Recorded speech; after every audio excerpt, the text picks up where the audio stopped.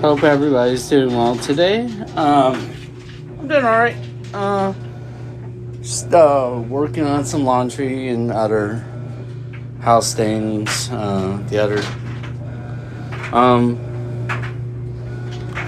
I didn't have any big thing to do right now or to talk about. Really,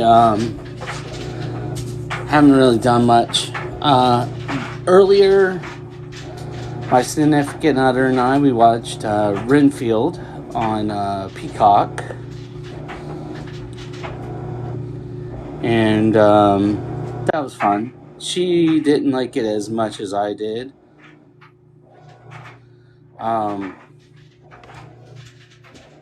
And last night, okay, so I like,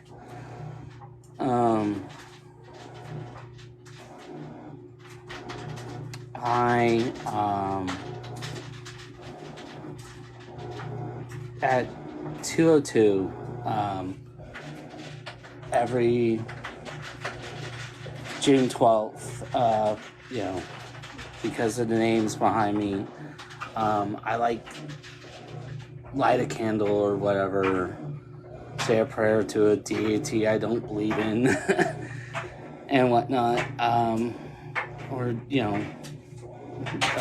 Nowadays I make videos commemorating the ones that I post here on TikTok. I just do them either the day before or the day of. And then the ones, because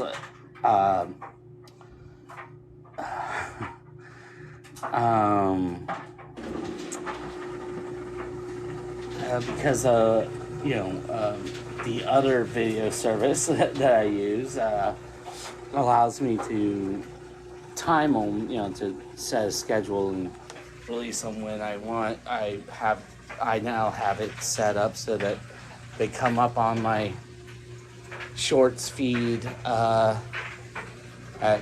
2:02 a.m. And it's weird. So in 2016, I was living in Minnesota. I grew up in Florida most of my adult life, and then we had reasons, connected to my significant other's family.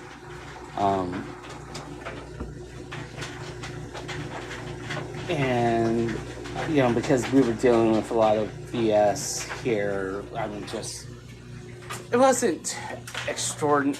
The most extraordinary piece of it was when my father passing away. But we could have dealt with that. But there was all this other stuff. Plus, her dad was up there and he needed some help. So we went up and we were living in Minnesota. And then things for us, she and I were mostly good up there. Had decent jobs. She had her first really good job. She completed her schooling that she always wanted to, but never felt she could down here. And other stuff, but then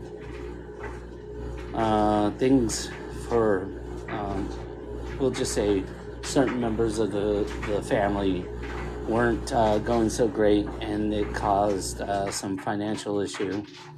And we found ourselves actually living in a hotel. And then the next morning, going down, while we're working on trying to figure out how to get everything turned back around, we, see the news. And we see what's going on in the place we're from. Like, I didn't grow up in Orlando. technically she didn't either, but she grew up closer to Orlando than I did, but they did off and on live in and around Orlando, whereas like I was from Brevard County, which is a county over, and like might as well be forever away. It's not. It's less than. It's like 45 minutes if you take the toll roads. About an hour and change if you take the non-toll roads. But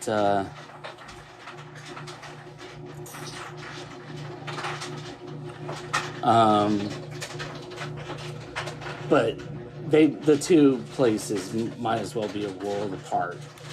And then I grew up, and then I moved to Orlando, and that's where I became me. Like I felt freest to be me. Like I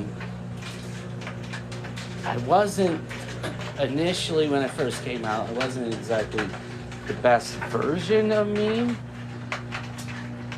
But that started changing, and not because of her, but also it was because of her when I met her. Like, but I had already started making those changes. But all the same, I was still, when I first came to Orlando, I was me. You know, I was happier here. I was happier in Orlando. I could do things that I didn't feel I could do back, just 45 minutes away. So, like, largely, I mean, part of it was that I had, fucked up a little. Well, most of it was kid stuff, but I fucked up a little in, small towns over where I am. There are no real large cities.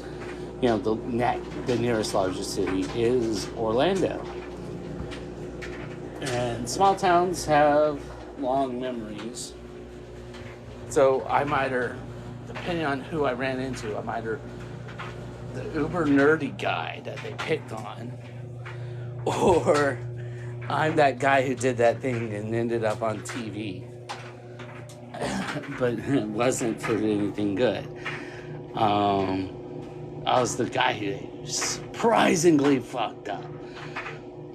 But in Orlando, that wasn't who I was.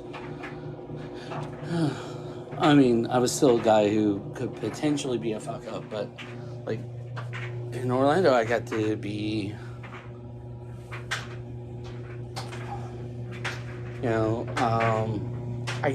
got to do a job there. My uber nerdiness came in handy. I got to do a job where my love for public speaking and attention seeking middle child can thrive. I got to do so many things by just simply driving 45 minutes away from my hometown. And then but because I got to do those things here in Orlando, I'm not actually in Orlando. I'm one county, couple of towns north. But I still work in Orlando now.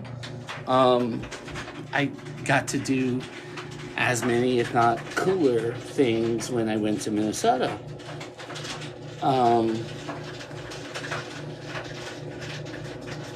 But some of the best things in my life stem from this place. That's why I, saw that, and that was like, I kind of was itching. I thought we made a mistake as soon as we got there. But it took a while, and I think she did too, but it took a while to get into a position where we were, so because of what had happened with our financial situation, and she and I we instantly, we were beginning to work to dig ourselves out.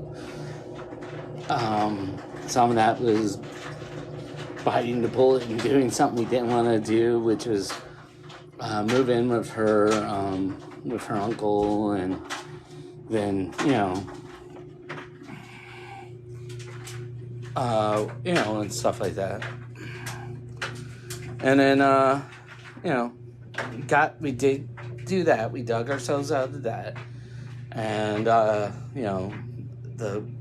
member of the family who was having issues, he got himself out of that, and that really helped.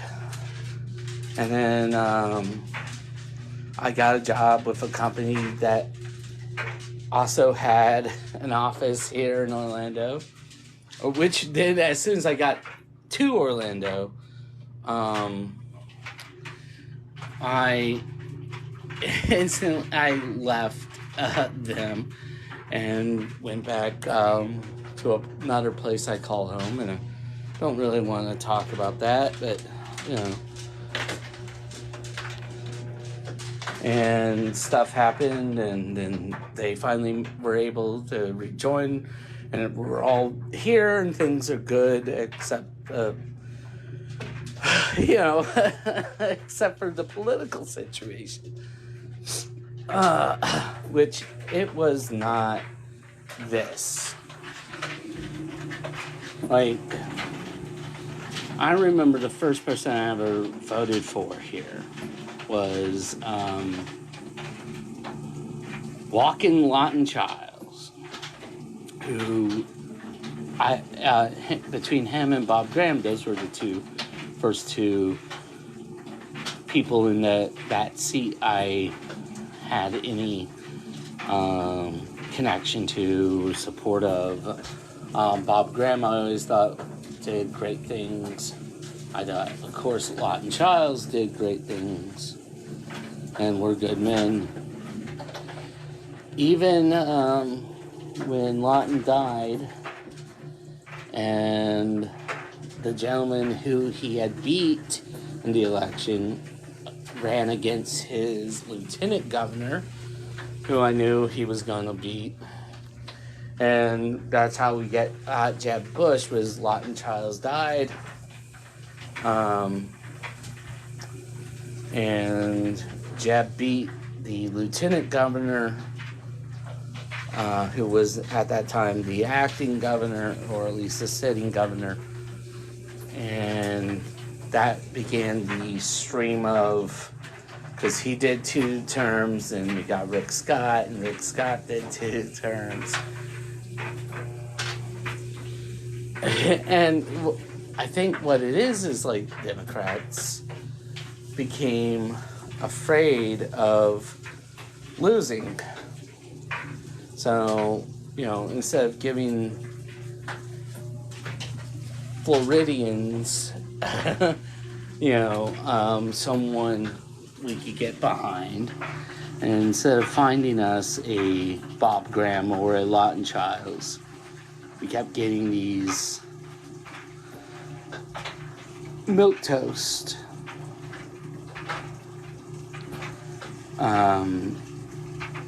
twat weasels. What's his name? He didn't seem that bad, but I knew he was going to lose. He came off too corporate. And then Charlie Crist is so wishy-washy and milquetoast. There's no way he could ever hold elected. His one term was based solely off of the fact that he was Jeb's attorney general. Honestly.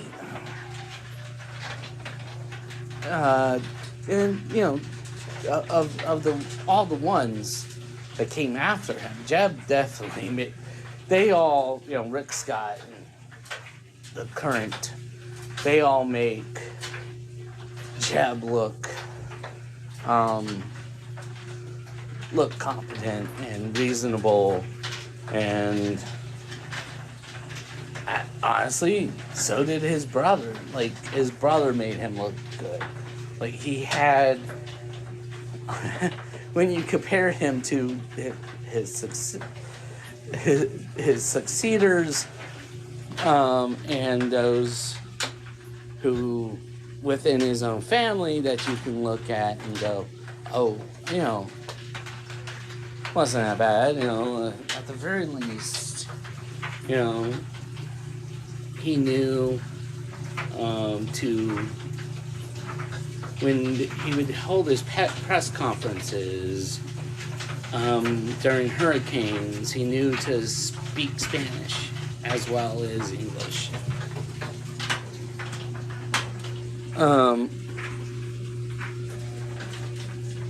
Weirdly, his brother speaks better Spanish.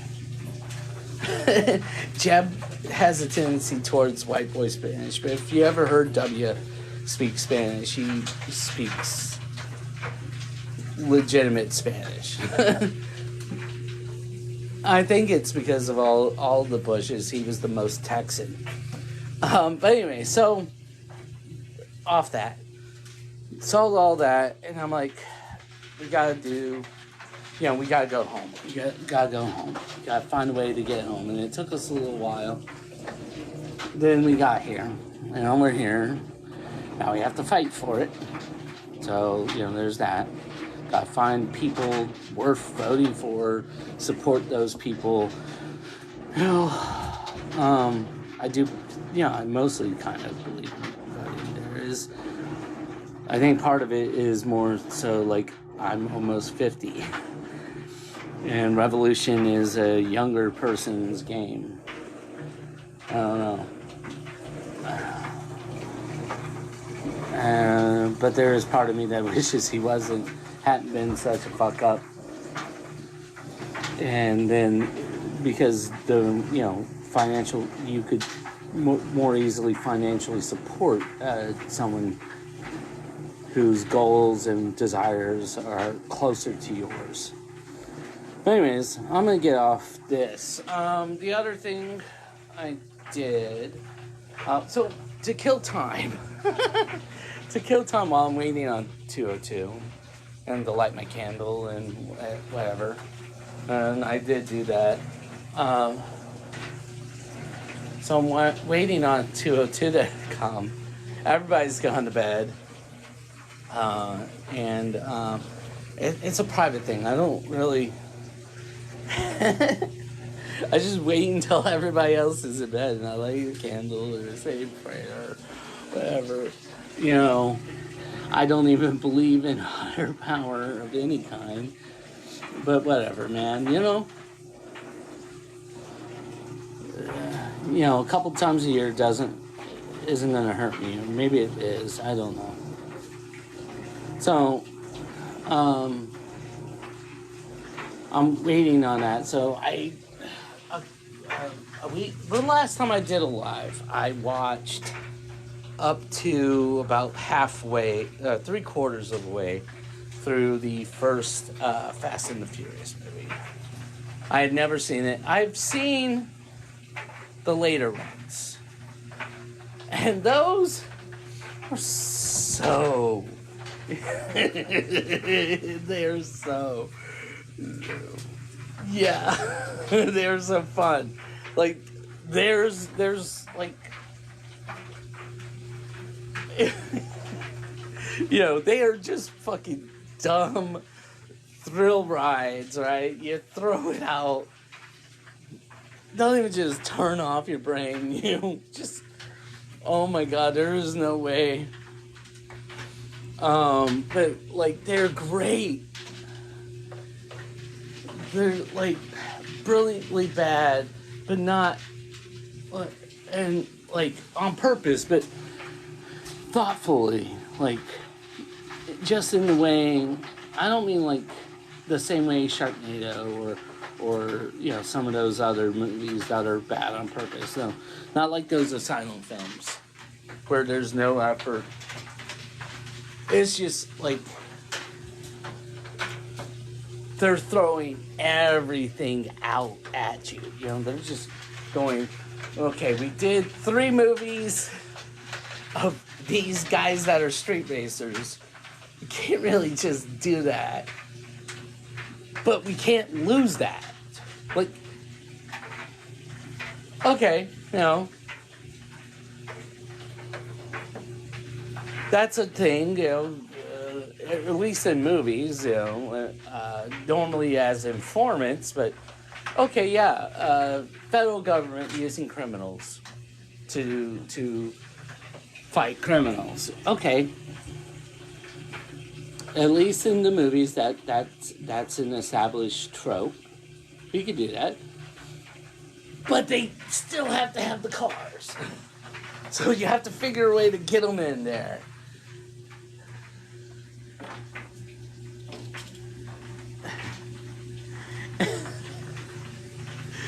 And like the first one, though, the first one tries to be a real movie. And it is. It's not the worst thing I've ever seen. But essentially all they did was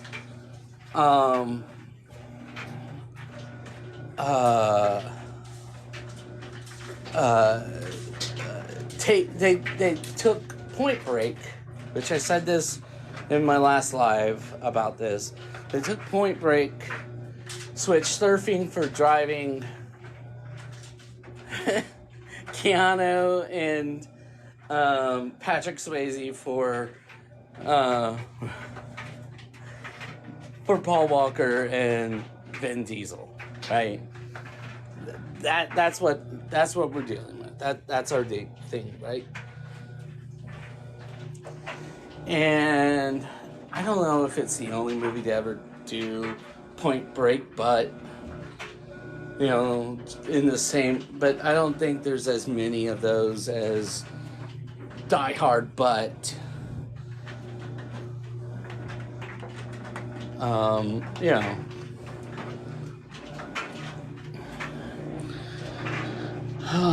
but you know, that's what it is, and it's passable. There was this one point in the movie where the last time I tried to watch it, I couldn't get past. There's just this dialogue scene, and it's just Dom and Brian,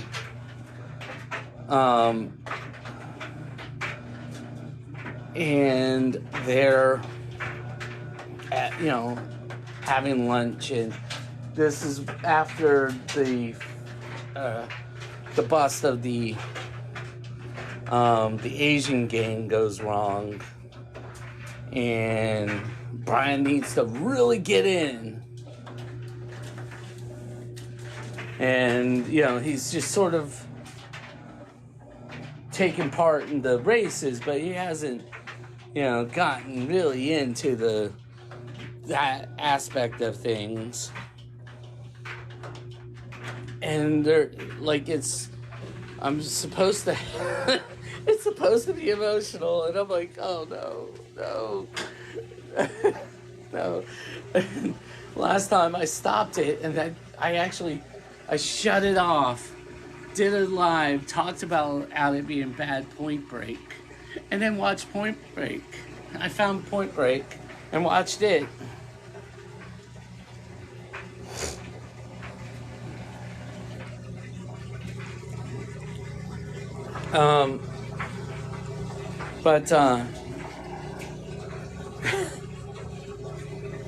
So yeah, this time I what had happened is I decided to give the second movie a try, and I'm gonna say this: thank goodness for John Singleton, because he did the same movie, minus one character, add in a character that takes his place, set it in Miami. That could have been really bad, except it was pretty good. It's actually a decent flick. And I've seen I might watch the third one. I don't know if I'm doing that tonight. I don't think so. I might see the third one, and then I might start rewatching the others. But no. Are these great flicks? No. But they're fun as fuck.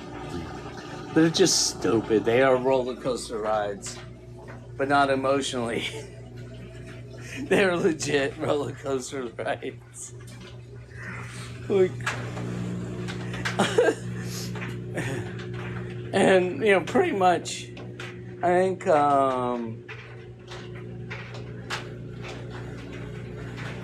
pretty much it's a lot of I think since the 7th one, it's all been from the 7th one on, they're all revenge plots. 7, 8, 9, Hobbs and Shaw, all those, they're all revenge plots. And they're great, they're dumb, they're all, but they're not cookie cutter either. And that's the genius of them. I will say that.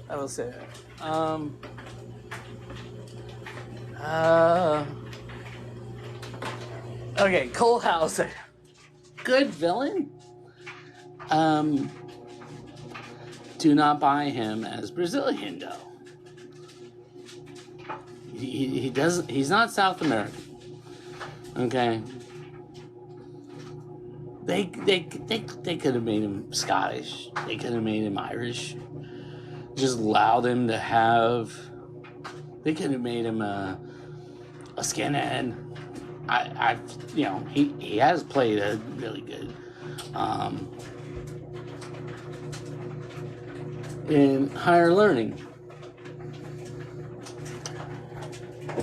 Another really great John Singleton movie that does not get enough praise. I think part of John Singleton's problem as far as the movies after Boys in the Hood is just simply how big of a home run that movie was. Like, it's a hit. It's critically acclaimed. It's remembered. Everything you want from a truly great movie. It's immensely rewatchable. Oh, I kind of really want to watch that one.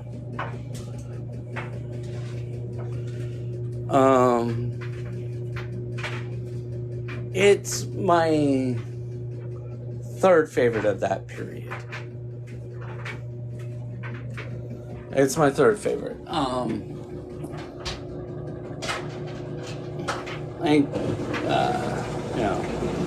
My favorite is Juice.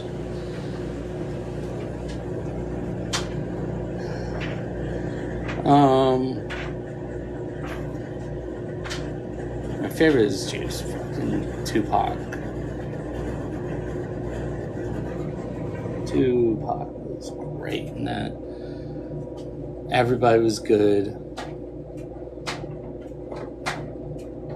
Omar Epps was great. They were all good. All of them were good. That was just a great movie.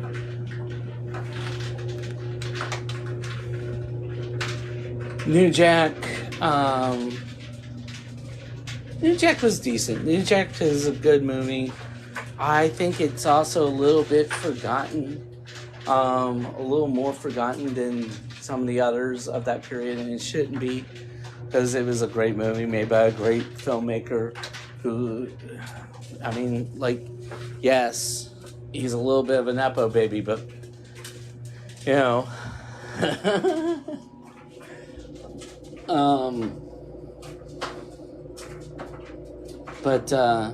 it's a good movie. It's a good fucking movie. There's some other smaller ones that are, pretty good. But I honestly, I think what John Singleton, it sounded like he made a bad movie, or that he got forgotten about, or Hollywood stopped hiring him. I think I don't know. I think he might still, he would still be working today if he hadn't passed away.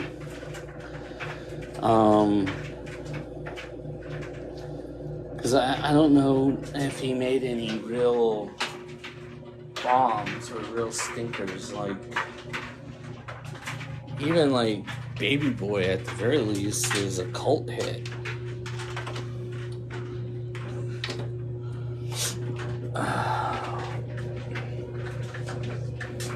You know,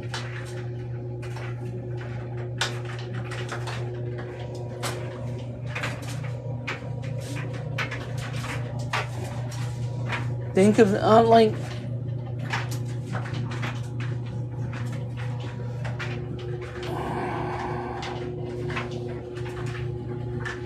so, but like I watched the second one. The second one was pretty good. Wasn't crazy like some of the later ones, and probably if John had continued making them, I don't think they would have gone in that direction. I might have to watch the third one. I haven't watched it fully in a while.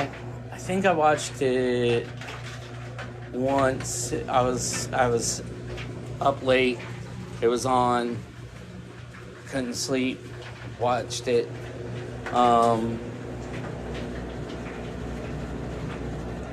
But anyways, so I finished the second movie, and I go, and I'm like, I get done with that, I go to the bathroom, I come out, and I guess I'd been in there long enough for the system to say, hey, we're starting the next one. And instead of giving me the third movie, it gave me the first one again. And I fast forwarded to the point where I left off, then I finished that. And then I took a shower, and by the time I was done with the shower, it was 2 o'clock. My video's posted. I lit my candle, said my prayer to a deity I don't believe in, and then went good night. I don't know. That's pretty much it. That's what I got for you. Sorry, like I said, I was doing laundry. The washing machine was shaking. Anyways, I'm gonna go. Y'all have a good one. Peace.